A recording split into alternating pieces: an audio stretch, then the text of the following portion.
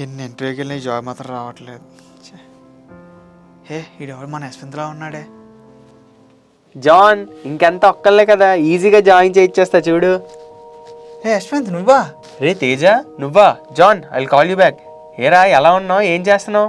ఏదో అలా ఉన్నాను రా, జాబ్ కోసం సెర్చ్ చేస్తున్నాను. ఇంకాను ఏంటి జాబ్ కోసం సర్చ్ చేస్తున్నావా? మా బోల్డ్ బిజినెస్లు ఉన్నారా, వచ్చి నాతో పార్ట్నర్ కింద జాయిన్ అయిపో. బిజినెసా? ఏం బిజినెస్ మావా? అవన్నీ ఇక్కడ కాదురా, రేపు 5 స్టార్ హోటల్లో మా బోర్డు మెంబర్స్తో మీటింగ్ ఉంది, నువ్వు కూడా అక్కడికి వచ్చేయి. నీకు అన్ని క్లియర్గా ఎక్స్ప్లెయిన్ చేసి మాతో పార్ట్నర్ కింద తీసుకుంటాం. ఓ సరేరా అయితే. అలాగే 1,00,000 ఇన్వెస్ట్ చేయడానికి మనీ కూడా తెచ్చుకోరా. 1,00,000 అంటే ఇప్పుడు నా దగ్గర లేవురా. బిజినెస్ కదరా మామ, ఎంతో కొంత ఇన్వెస్ట్ చేయాలి. ఏముంది, ఆ డబ్బులు నువ్వు వారంలో మళ్ళీ తిరిగి సంపాదించవచ్చు నీ క్యాపబిలిటీ బట్టి. సరేరా అయితే, రేపు మా అమ్మ నగలు తాకట్టు పెట్టి డబ్బులు తీసుకొస్తాను. సరే రేపు కలుద్దాం. ప్రతి ఒక్క స్కామ్స్టర్కి నాలాంటి మీలాంటి మిడిల్ క్లాస్ వాళ్ళు ఎందుకు టార్గెట్ అవుతారు తెలుసా? ఎందుకంటే మనం మోసపోయిన తర్వాత ఆ మోసం గురించి బయట మాట్లాడడం, సైలెంట్గా ఉంటాం. సో అదే అదునుగా తీసుకుని వాళ్ళు ఆ మోసాన్ని అయితే కంటిన్యూ చేస్తుంటారు. మనం ఇప్పటివరకు చాలా స్కామ్స్టర్ల గురించి మన ఛానల్లో మాట్లాడుకున్నాం కదా. ఈరోజు మాత్రం నేను ఒక నీచమైన కంపెనీ గురించి మాట్లాడబోతున్నాను. ఎందుకు ఇలా అన్నానంటే, ఈ కంపెనీ మన డబ్బులు మాత్రమే కొట్టేయడం కాదు, మన రిలేషన్షిప్స్ని కూడా బ్రేక్ చేస్తుంది. అంత నీచమైన కంపెనీ ఇది. ఈ కంపెనీ గురించి యాక్చువల్లీ చాలా రోజులుగా మన సబ్స్క్రైబర్స్ కామెంట్ సెక్షన్లో అడుగుతున్నారు మాట్లాడండి అన్న అని చెప్పి. కానీ నేను ఆల్రెడీ క్లోజ్ అయిపోయి ఉంటుంది, దీని గురించి ఎందుకు మాట్లాడలే అని చెప్పి ఇగ్నోర్ చేస్తూ వచ్చాను. బట్ రీసెంట్గా ఒక పేపర్లో వచ్చిన న్యూస్ ఐటమ్ ఏదైతే ఉన్నదో అది చదువుతున్నప్పుడు చాలా బాధ అనిపించింది.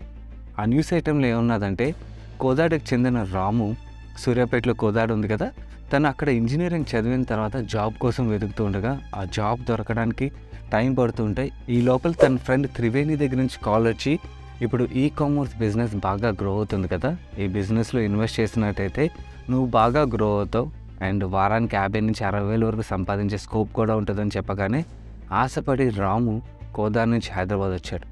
వచ్చిన తర్వాత వాళ్ళు చెప్పింది ఏంటంటే, నువ్వు ముందుగా 1,00,000 కట్టాలి, కడితే ఈ బిజినెస్లోని నువ్వు ఒక ఎంటర్ప్రెనర్ అవుతావు అనగానే తను వాళ్ళ సేవింగ్స్ ఏవైతే ఉంటాయో వాటిని తీసుకొచ్చి 1,00,000 పే చేశారు. పే చేసిన తర్వాత వాళ్ళు చేసింది ఏంటో తెలుసా?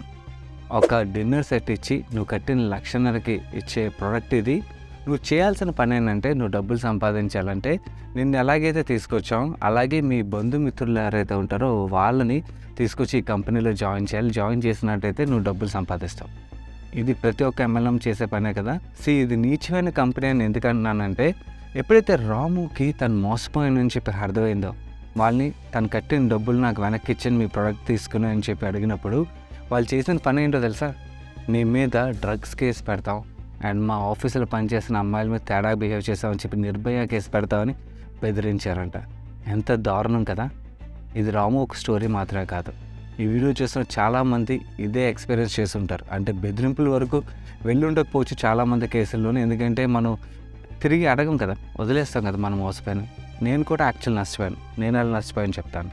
నేను 2011-12 ఆ టైంలో విజయవాడలో పనిచేస్తున్నప్పుడు, నేను మ్యూచువల్ ఫండ్ కంపెనీలో పనిచేస్తూ ఉండేటప్పుడు నాకు ఎప్పుడు జాబ్ చేయాలని ఇంట్రెస్ట్ ఉండేది కాదు. ఏదైనా బిజినెస్ చేయాలని చెప్పి ఆలోచన ఉండేది. ఇది నా ఫ్రెండ్స్ చాలాసార్లు షేర్ చేసేవాడిని. అండ్ ఒకసారి 2 ఫ్రెండ్స్ ఒక కాన్ఫరెన్స్లోని నాకు కాల్ చేశారన్నమాట. కాల్ చేయగానే వాళ్ళతో మాట్లాడుతుండగా వాళ్ళు చేసిన ప్రపోజల్ ఏంటంటే, నీకు బిజినెస్ మీద ఇంట్రెస్ట్ ఉన్నది కదా అండ్ నువ్వు హార్డ్ వర్క్ చేస్తావు కాబట్టి నేను ఒక బిజినెస్ ఆపర్చునిటీ చెప్తాను. ఇప్పుడు ఏంటి, డిజిటల్ ఎరా నడుస్తుంది కదా, ఈ కామర్స్ అన్నది చాలా బాగా growing industry. So e commerce industry రిలేటెడ్గా మంచి ఆపర్చునిటీ అయితే క్రియేట్ అయింది. మేము జాయిన్ అవుతున్నాం, మన మిగిలిన ఫ్రెండ్స్ కూడా జాయిన్ అవుతున్నారు, నువ్వు కూడా మాతో పాటు గ్రో అవ్వచ్చు అని వాళ్ళు చెప్పేసరికి నేను చాలా ఎక్సైట్ అయ్యాను.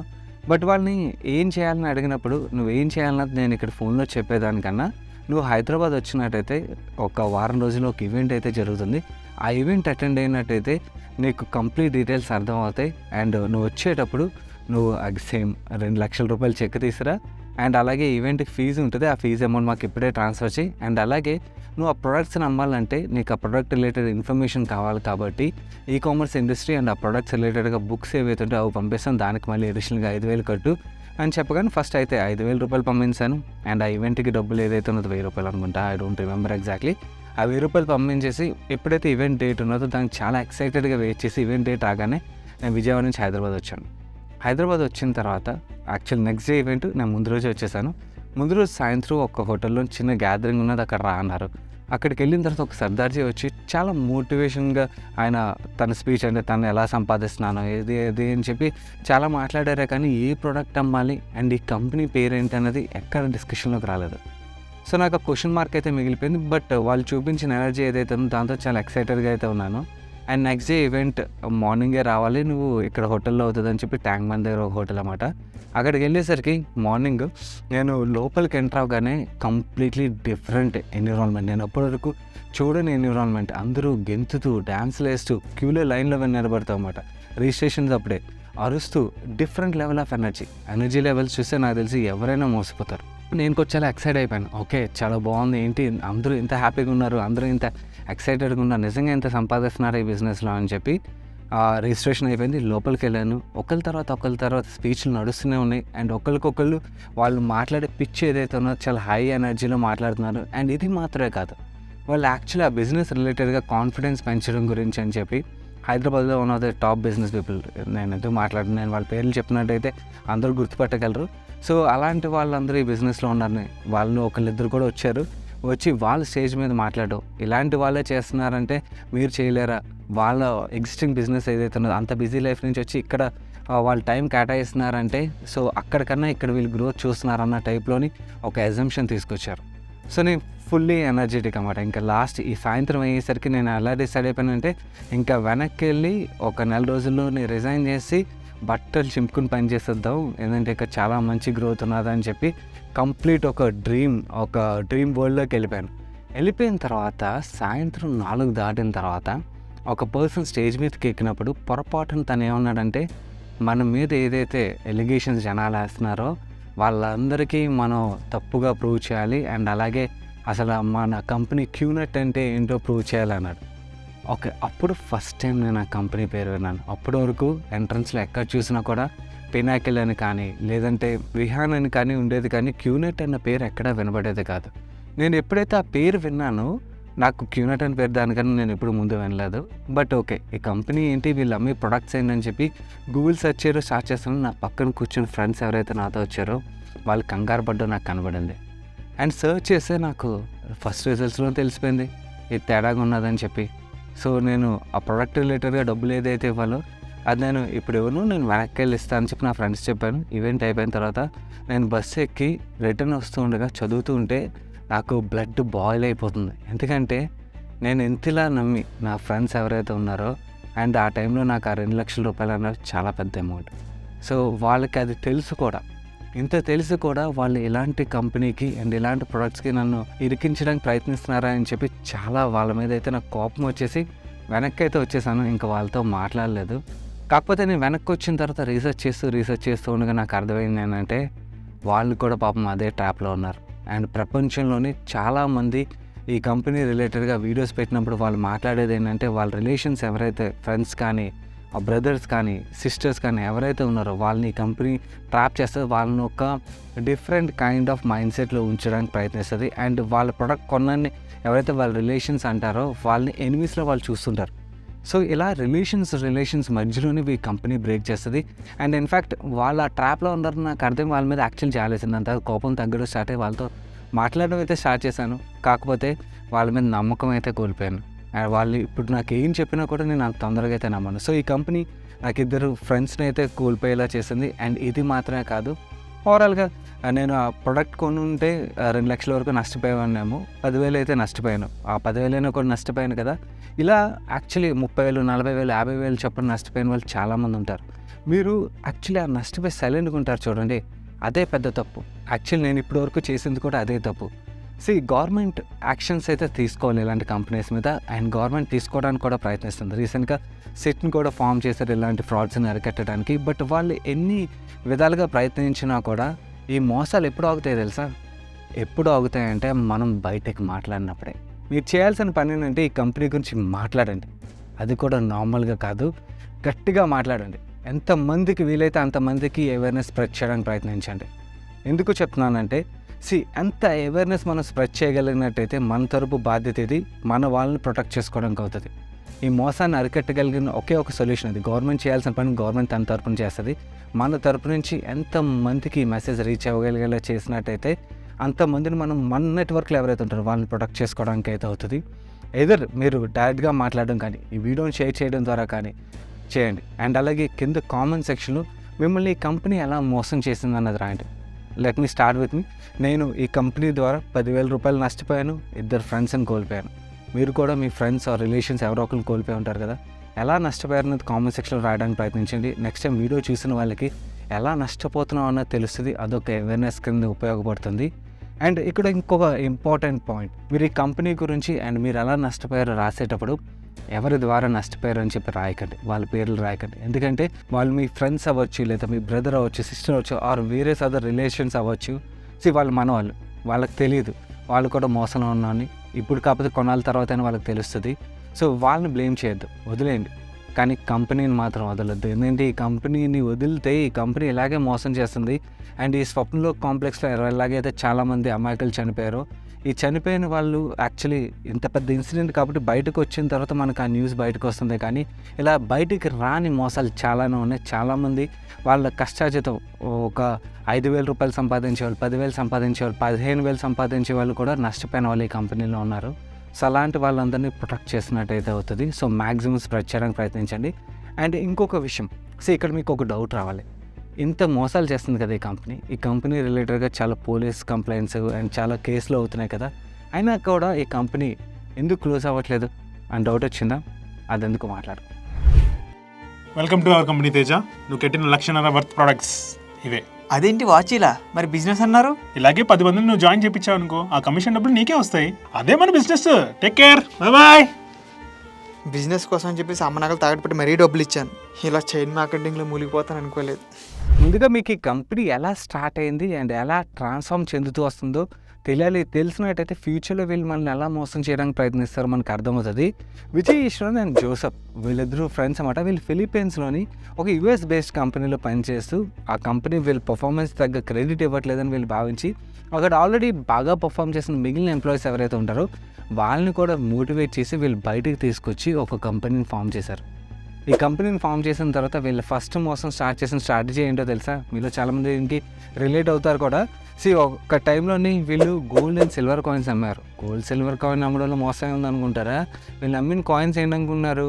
ఫేమస్ పీపుల్ వాళ్ళ ఫేస్లో అవి ప్రింట్ చేయించి ఇలాంటి కాయిన్స్ చాలా తక్కువ ఉన్నాయి, ఈ కాయిన్స్ మీరు కొన్నట్టయితే నార్మల్ గోల్డ్ కానీ ఇది అబ్నార్మల్గా రేట్ పెరిగిపోద్దని చెప్పి అమ్మడం అన్నమాట. అండ్ ఈ మోసానికి చాలామంది నమ్మి ఫిలిప్పీన్స్లోని ఈ బిజినెస్లో జాయిన్ అవడంతో వీళ్ళు బాగా గ్రో అయ్యి అక్కడి నుంచి ఏవైతే డబ్బులు వచ్చి ఈ స్ట్రాటజీని ప్రపంచం మొత్తం ఇంప్లిమెంట్ చేసుకుంటూ వేరే అదర్ కంట్రీస్లో కూడా స్టార్ట్ చేశారు.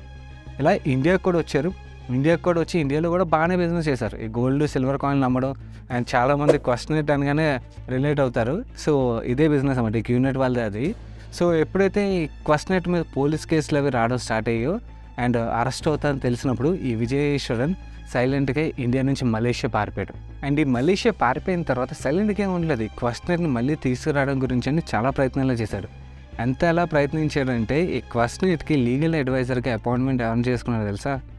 మన ఫార్మర్ ఫైనాన్స్ మినిస్టర్ చిదంబరం గారి వైఫ్ నళిని చిదంబరం గారిని అపాయింట్ చేసుకుని ఓకే క్వశ్చనర్ రిలేటెడ్గా లీగల్ రిలేటెడ్ బ్యాటిల్ అయితే చేశాడు. కానీ అది సక్సెస్ అవ్వకపోయేసరికి దాని తర్వాత మళ్ళీ తుఫాన్లో వచ్చాడు. ఈసారి కామర్స్ అని క్యూనెట్ అనే బ్రాండ్తో వచ్చాడు. ఈసారి ఈ గోల్డ్ కాయిన్లు ఇవి కాకుండా ప్రతి ఒక్క కేటగిరీలోని వెల్నెస్ నుంచి హెల్త్ కేర్, హాలిడేస్, ఇలా ప్రతి కేటగిరీలో ప్రొడక్ట్స్ తీసుకుని వచ్చాడు. చాలామందికి ఇక్కడ ఒక డౌట్ రావచ్చు, వీళ్ళు ప్రోడక్ట్ మనకు సెల్ చేస్తారు కదా మన దగ్గర తీసుకున్న డబ్బులకి, సో ఇందులో మోసమే ఉంది, మనం వేరే అదర్ ప్రొడక్ట్స్ కూడా షాప్కి వెళ్ళి డిమార్ట్కి వెళ్ళి కూడా కొనుక్కుంటాం, అలాగే వీళ్ళు కూడా ప్రొడక్ట్లు అమ్ముతున్నారు. యాక్చువల్లీ మీరు అలా ఆలోచిస్తున్నట్టయితే మీరు చాలా తప్పుగా ఆలోచిస్తున్నారు. వీళ్ళు అమ్మే ప్రోడక్ట్లు ఎలాంటివి అంటే మీకు ఒక ఎగ్జాంపుల్ చెప్తాను. వీళ్ళ వెబ్సైట్లో ఒక పెండెంట్ ఉంటుంది. ఆ పెండెంట్ ఎలాంటి మ్యాజికల్ పెండెంట్ అనుకున్నారు? మీరు అవెంజర్స్ సినిమాలు చూస్తారు కదా, సూపర్ మ్యాన్ సినిమాలు చూస్తారు కదా, అలాంటి పెండెంట్ అది. ఆ పెండెంట్ వేసుకుంటే యాక్చువల్లీ ఒక బద్దకిష్టి కూడా చాలా పాజిటివ్ ఎనర్జీ వచ్చి సూపర్ హీరో అయిపోతాడంట. అది వీళ్ళ ప్రమోషన్ అన్నమాట. సో ఇలాంటి మ్యాజిక్ ప్రోడక్ట్స్ అన్నీ వీళ్ళు అమ్ముతారు. అండ్ ఈ ప్రోడక్ట్లు తయారవడానికి అయ్యే కాస్ట్ 5,000 10,000, వీళ్ళు అమ్మేది 1,00,000 పెట్టి అమ్మడం. And we know how MLM works. వీళ్ళు ఇండియాకి వచ్చినప్పుడు ఈ MLM స్ట్రాటజీతోనే వచ్చారు. ఇనిషియల్గా కొంతమందిని హైర్ చేస్తారు, దాని తర్వాత వాళ్ళని ఇంకొంతమందిని హైర్ చేయమంటారు. ఈ మధ్యలో ఆ మనీ స్ప్రెడ్ అవుతూ వస్తుంటుంది. ఎవరైతే చివరిలో జాయిన్ అవుతారో వాళ్ళు నష్టపోతారు. ఓన్లీ చివరిలో జాయిన్ అయిన వాళ్ళే మాత్రమే కాదు, మధ్యలో జాయిన్ అయిన వాళ్ళు చాలామంది నష్టపోతారు. ఎందుకంటే ఆ ప్రోడక్ట్ ఒక క్వాలిటీ అర్థమైపోద్ది, వాళ్ళు ఇచ్చే ఆల్రెడీ ఒక క్వాలిటీ అర్థమైపోయిన వాళ్ళందరూ వాళ్ళు మోసపోయాక వాళ్ళని మోసం చేయలేక ఆ నష్టాన్ని వాళ్ళు భరించి సైలెంట్గా ఉంటారు. సో ఈ సైలెంట్గా ఉండే వాళ్ళు అదును చూసుకుని వీళ్ళు ఇలా కంటిన్యూ చేస్తున్నారు. అండ్ ఈ క్యూనెట్ మీద యాక్చువల్లీ ఇండియాలోని విహాన్ డైరెక్ట్ సెల్లింగ్ అని చెప్పి ఒక కంపెనీని ఫామ్ చేసింది. ఈ కంపెనీ మీద యాక్చువల్లీ కొంతమంది గవర్నమెంట్ అఫీషియల్స్, పోలీస్ ఆఫీసర్స్ చాలా గట్టిగానే ఫైట్ చేశారు. ఎవరు ఫైట్ చేయలేదా అంటే మనం మాట్లాడుకోవాలంటే సజ్జనార్ గారి గురించి మాట్లాడుకోవాలి. ఆయన చాలా గట్టిగానే యుద్ధం చేశారు. అప్పట్లోని ఈ క్యూనెట్ని అంతమొందించడానికి చాలా తన తరపున అయితే ఎఫర్ట్స్ అయితే పెట్టారు. సో పోలీస్ కంప్లైంట్లు, పోలీస్ కేసులు ఇవన్నీ చాలా నడుస్తూనే ఉన్నాయి. అయినా కూడా ఏంటంటే ఈ అవేర్నెస్ లేక ఇది ఇంకా అలా స్ప్రెడ్ అవుతూనే ఉన్నది. అండ్ వీళ్ళు కూడా ఎంత స్ట్రాటజిక్గా ప్లాన్ చేస్తారంటే, మనం సెలబ్రిటీస్ ఏదైనా ప్రోడక్ట్ గురించి మాట్లాడారనుకోండి, వెంటనే కంపెనీ కానీ ప్రోడక్ట్ కానీ రిలయబుల్ అని చెప్పి నమ్ముతాం కదా. సో అందు గురించి వీళ్ళు షారుఖ్ ఖాన్ని, సానియా మిర్జా, వివేక్ ఓబ్రాయ్, అనిల్ కపూర్, అంతవరకు ఎందుకు పూజా హెగ్డే కూడా వీళ్ళ బ్రాండ్ అంబాసిడరే. అండ్ వాళ్ళ సోషల్ మీడియా హ్యాండిల్స్లో వీళ్ళ ప్రోడక్ట్ని సెల్ చేసిన వాళ్ళే. ఆర్ కొంతమంది అయితే వీళ్ళ ఈవెంట్స్ ఏవైతే అవుతాయో ఆ ఈవెంట్స్కి ఇలాంటి సెలబ్రిటీలు తీసుకొచ్చి మోటివేషనల్ సెషన్స్ అయితే ఇస్తుండేవారు. సో దట్ ఆ వచ్చిన వాళ్ళు ఇంకా మోటివేట్ ఇంకొంతమందికి సెల్ చేయడానికి అన్నమాట. అండ్ వీళ్ళ మీద ఎన్ని కేసులు ఉన్నా కూడా ఆ కంపెనీ పేర్లు మార్చడం, కొత్త కంపెనీలు ఫామ్ చేయడం, సెలబ్రిటీలు తీసుకురావడం, వాళ్ళ చేత ఎండోర్స్మెంట్స్ ఇప్పించడం, ఇలా డిఫరెంట్ స్ట్రాటజీస్తో, గ్రూప్ స్ట్రాటజీస్తో వాళ్ళు కంటిన్యూ అయితే అవుతున్నారు. రీసెంట్గా అగైన్ అంటే ఈ కంపెనీ ఆల్మోస్ట్ క్లోజ్ అయిపోయిందని ప్రతి ఒక్కరు అనుకున్నారు. సైలెంట్గా అయితే నడుస్తున్నది. ఎప్పుడైతే ఈ స్వప్నలో కాంప్లెక్స్ ఫైర్ ఇన్సిడెంట్ బయటకు వచ్చిందో దాని తర్వాత మళ్ళీ అర్థమైంది చాలామందికి ఇది సైలెంట్గా బాగానే నడుస్తుందని చెప్పి. స్వప్నలో కాంప్లెక్స్లో నేను ముందుగా స్టార్ట్ చేశాను కదా, ఒకళ్ళ గురించి చెప్పాను. అది యాక్చువల్లీ పేపర్లో వచ్చింది ఏంటంటే, ఆ రాముని కామర్స్ బిజినెస్ అని తీసుకొచ్చిన త్రివేణి గారు మరికొంతమంది ఫైర్ యాక్సిడెంట్లో అన్ఫార్చునేట్లీ చనిపోవడంతో మళ్ళీ బయటకు వచ్చింది క్యూనెట్ ఒక ఆపరేషన్స్ రిలేటెడ్ ఇన్ఫర్మేషన్.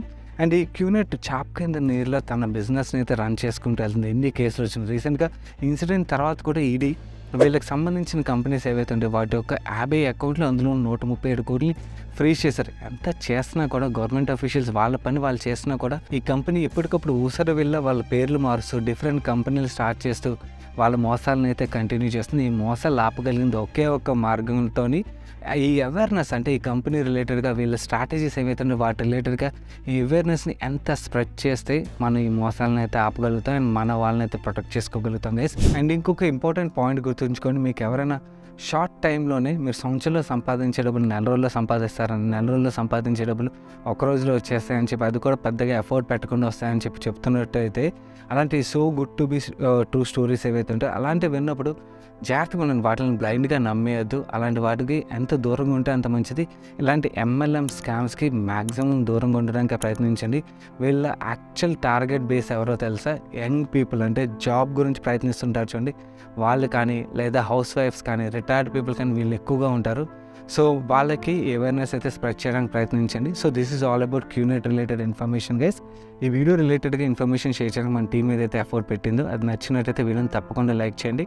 అండ్ ఈ అవేర్నెస్ని మ్యాక్సిమం స్ప్రెడ్ చేయడానికి ప్రయత్నించండి. అండ్ ఛానల్కి ఇదే ఫస్ట్ టైం వచ్చినట్టయితే ఇలాంటి ఇన్ఫర్మేటివ్ కంటెంట్ని every Tuesday evening, Friday evening miss అవ్వకుండా చూడడానికి ఛానల్ సబ్స్క్రైబ్ చేసి పక్కన బెల్ ఐకాన్లో ఆల్ నోటిఫికేషన్స్ యాక్టివేట్ చేసుకోండి. నేను సాయి కృష్ణ పత్రి మరొక ఇంట్రెస్టింగ్ వీడియోతో మీ ముందుకు వస్తాను. Till then bye bye, take care.